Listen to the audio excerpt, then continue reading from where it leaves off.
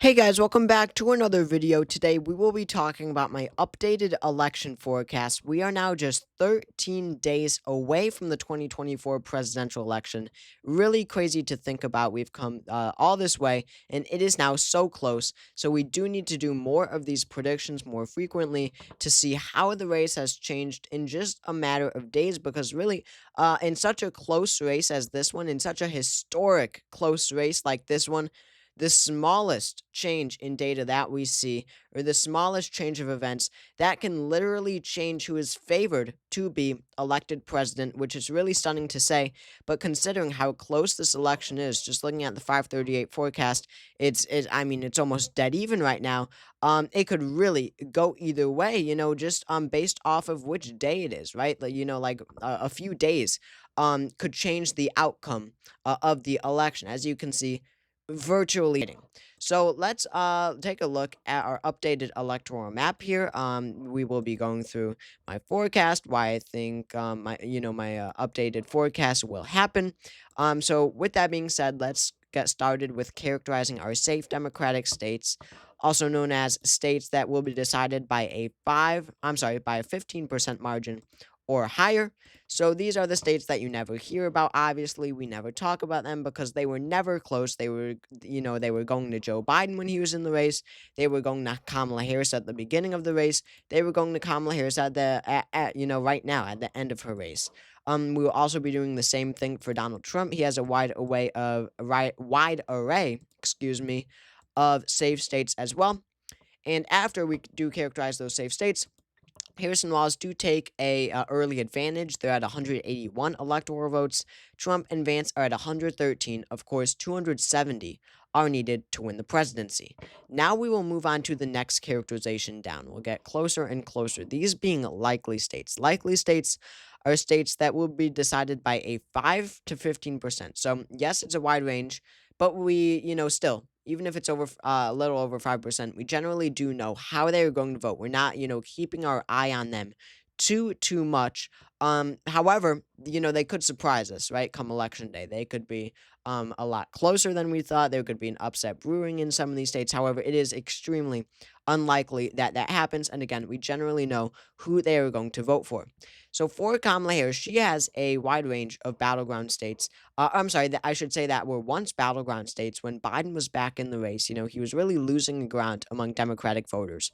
But what Kamala Harris has maybe, most successfully been able to do compared to where Biden was in the race in July is that she's been able to capture and energize the Democratic base. This is going to be most felt, of course, in blue states, in states where there are undoubtedly much more Democrats than Republicans. That new energy, that new enthusiasm, that new support from the Democratic Party around Kamala Harris, that will be felt in these blue states. So states that Joe Biden won in 2020. 2020 is key by pretty healthy margins. New Mexico, Minnesota, Virginia, 7 to 10 point margins, etc.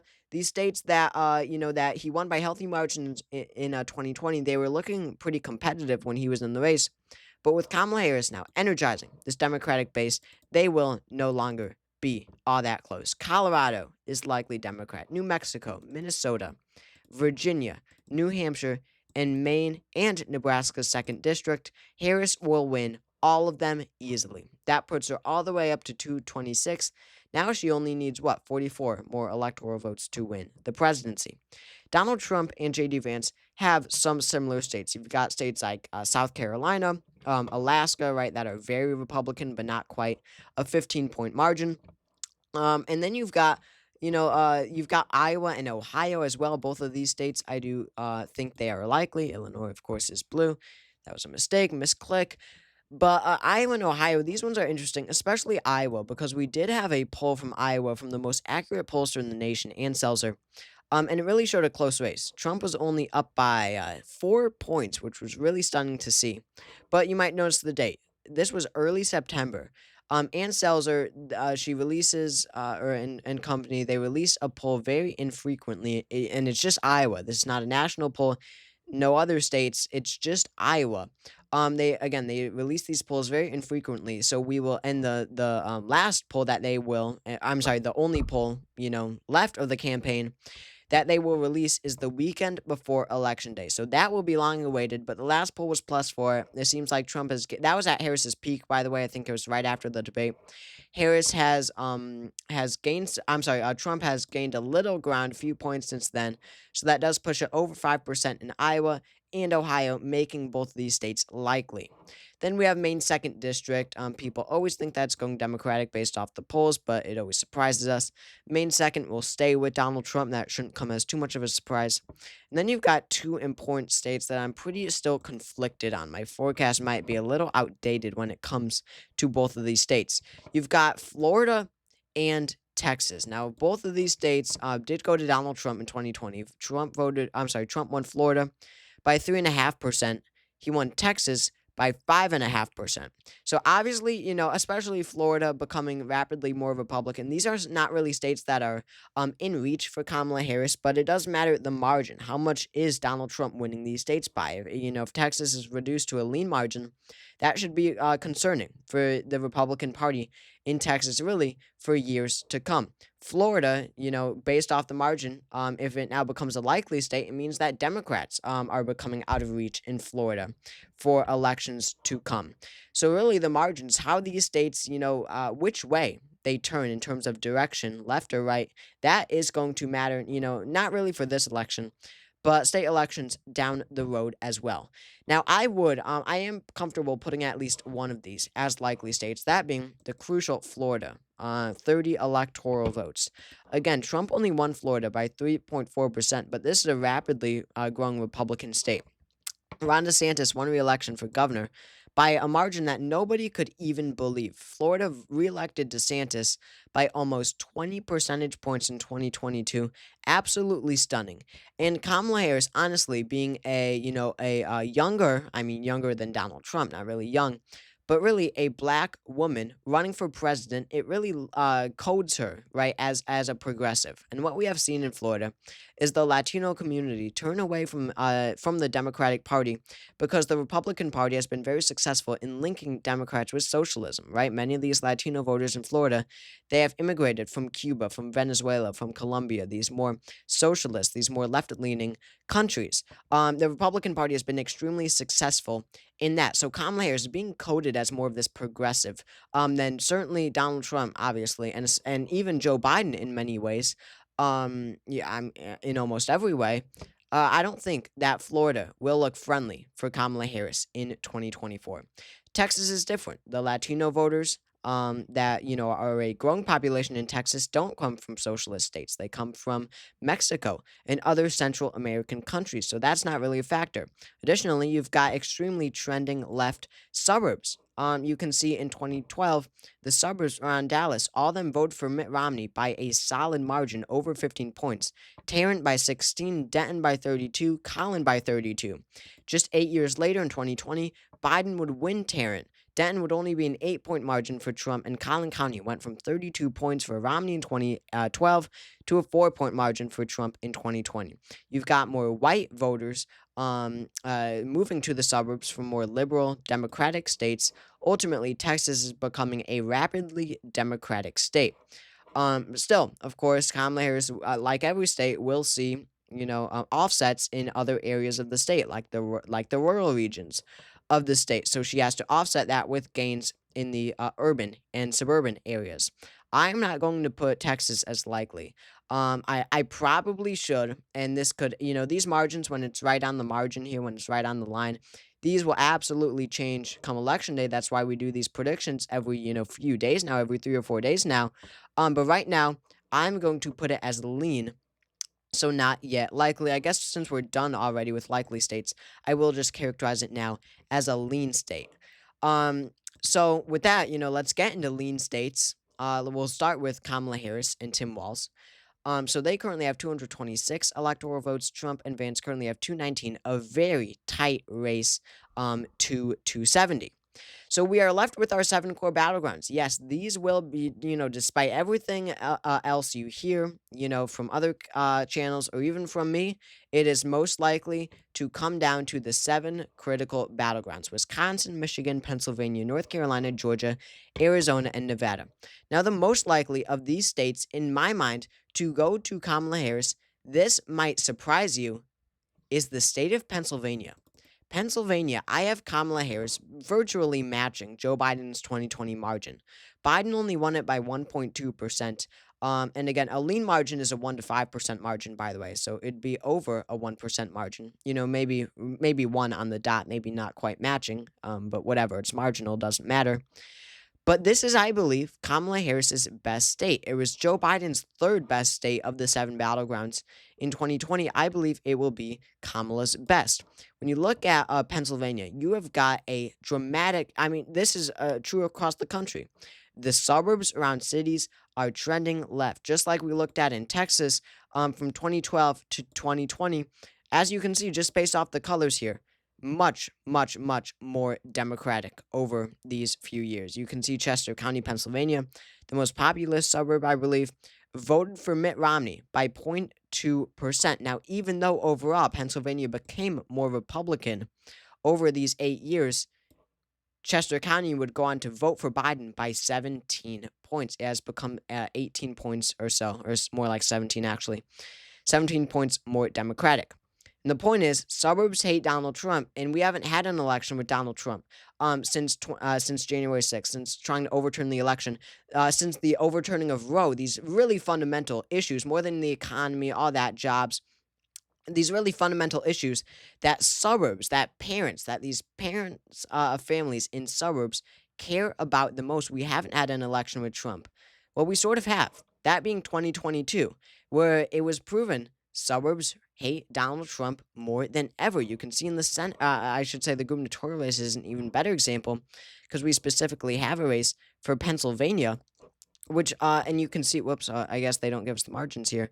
But Pennsylvania voted for Josh Shapiro by 15 points. He wasn't even an incumbent governor, and it was because of the suburbs leading the charge against these more extreme Trump-affiliated Republicans. In a state like Pennsylvania, especially a state like Pennsylvania, but Michigan, Wisconsin, too, and Arizona is a good example as well.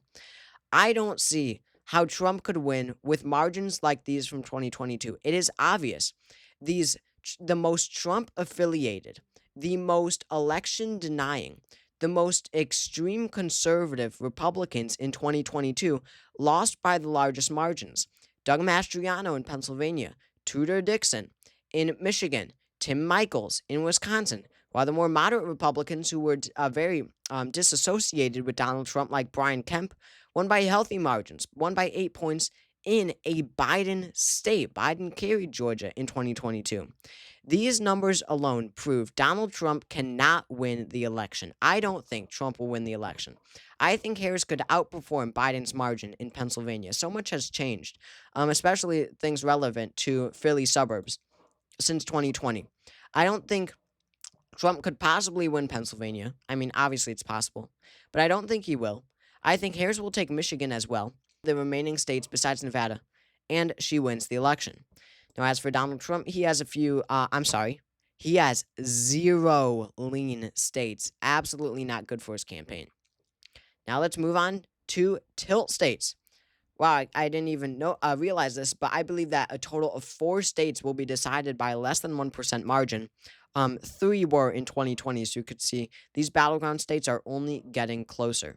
Now, for Donald Trump and J.D. Vance, they have 2. Georgia and North Carolina are both under 1% margins.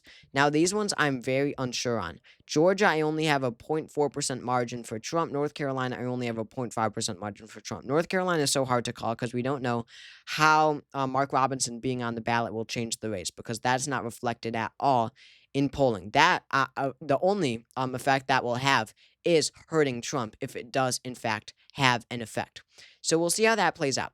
But Georgia and North Carolina, the early voting looks extremely good for Donald Trump. For Kamala Harris in both of these states. At one point, Georgia absolutely looked gone. We had some gold standard polls that showed Trump with healthy margins not too long ago. North Carolina has looked close for quite a while now, but just look at the polls here in Georgia, for example. Trump is ahead on average by 1.5%. Wow, it's actually a lot closer than it was. It was not too long ago at 2%. These past couple days, Harris has made up ground, lots of ground. But these states where we once thought they were pretty solidly under Trump's belt, we're now seeing a surge in early voting. Pennsylvania is one of them, Michigan is one of them. And these southern states, Georgia and North Carolina, Democrats are turning out in higher numbers than they did in 2020. That should really give a new sense of hope in these two states. Democrats should not count these two states out, Georgia, North Carolina. But still, by the narrowest of margins, Trump is still favored. Next up, we do have three remaining states, and I will just or I'll call um Wisconsin first. Based off the other Rust Belt states, obviously, if Michigan and Pennsylvania are lean, just like 2020, you'd expect Wisconsin to be tilt, or just to go Democratic. But I think that this one will be the closest of them. Democrats always way underperform expectations in polling, and polling already looks very good for Donald Trump. But still, again, for the reasons I outlined about the 2022 races, about the trending left suburbs, which are very prominent in a state like Wisconsin, Trump really has a very narrow path to victory in many of these states, Wisconsin being one of them. Now, Nevada is very iffy. Nevada once looked like Harris's best battleground state. In my forecast, it was, in fact, Harris's best battleground state. But it looks absolutely abysmal so far in terms of early voting. Now, Democrats have made up ground since yesterday with a new dump of votes from Clark County. Lots of new Democrats voted. So we'll see if it recovers. However, in my forecast, it has been reduced to a, I'm sorry, sorry, I didn't change it here. I changed the wording to tilt D from lean. But right now, I'm projecting like an 0.8% margin for Harris rather than a 1.5% margin that I was projecting not too long ago, which again would have been Harris's best battleground state. So that has been an interesting scenario there because polling, is looking like Harris's best battleground state in polling, but polling always underestimates Democrats actually in Nevada typically. So, but still, again, all things considered, Democrats are still favored to win in Nevada, especially with the Senate race. That looks very good for them. And then we come back to the hot take that hasn't actually changed since my last prediction. Arizona, I believe, will go blue by the narrowest of margins. Arizona just a 0.2% margin for for the Democratic Party for Kamala Harris. Now this looks like just about Harris's worst battleground state. It actually is. Out of the 7 core battleground states, they order them by the margin. The closer ones are towards the beginning here in the presidential race, and then you actually have to scroll to get to Arizona. That is because out of the 7 battlegrounds, Arizona is the biggest margin, Harris or Trump states, but it does happen to be in Trump's favor. He currently leads by 1.8%. Now we have been so 2024 coded. We have been. Our minds have changed, right? Everything has changed how we perceive elections because of this year. People think that a 1.8% margin is a lot. That is nothing. That is absolutely nothing. What? I mean, Hillary Clinton led in Ohio polls in 2016 by like a point in the average. Trump won it by 8. Yes, that is how wrong polls can be. 1.8% margin, a 1.8% margin is literally nothing. It's just about 50-50. But the main thing is the 2022 elections. I mean, you had the gubernatorial race here, where just like branching off of what I said before, Kari Lake ran for governor in Arizona in 2022. MAGA coded, very extremist in terms of policy, and somehow a Democrat who literally refused to debate and literally did not campaign at all, somehow beat her. It was such a weak campaign, and she somehow still won the governorship. I don't know how, but these candidates like Kari Lake, people like Kari Lake, they are just weak candidates, and it's just that simple. And it was such a close margin, but you see Harris actually, and she won by 0.7. But now you actually see Harris running a strong campaign, right? Across these battleground states, the Harris campaign is a very strong campaign. In the end, there's something missing here. In Arizona, people are way counting it out, and plus you've got that abortion referendum on the ballot that'll turn out women. They're at the ballot box anyway. They might as well cast their vote for Harris too. That'll put her over the edge. So it is a close election, but Harris is a point away from carrying North Carolina and Georgia, and she wins 319 electoral votes. It's not even close. However, on the same coin, Trump is a point away from carrying Wisconsin, Nevada, and Arizona. and he wins a narrow margin, but he does win the presidency with 278. But again, this is my map right now. 287, 251, calling it now. If the election were held tomorrow, let's see how it changes. So Harris is favored still, despite setbacks. So thank you all for watching this video. If you enjoyed, make sure to subscribe. Sorry, down below that. That must sound weird, but I don't know what happened. Burped a little bit, I guess. But again, thank you all for watching, and I will see you all next time. Drop a comment down below, drop a like, and yeah, again, thanks for watching. I'll see you all next time.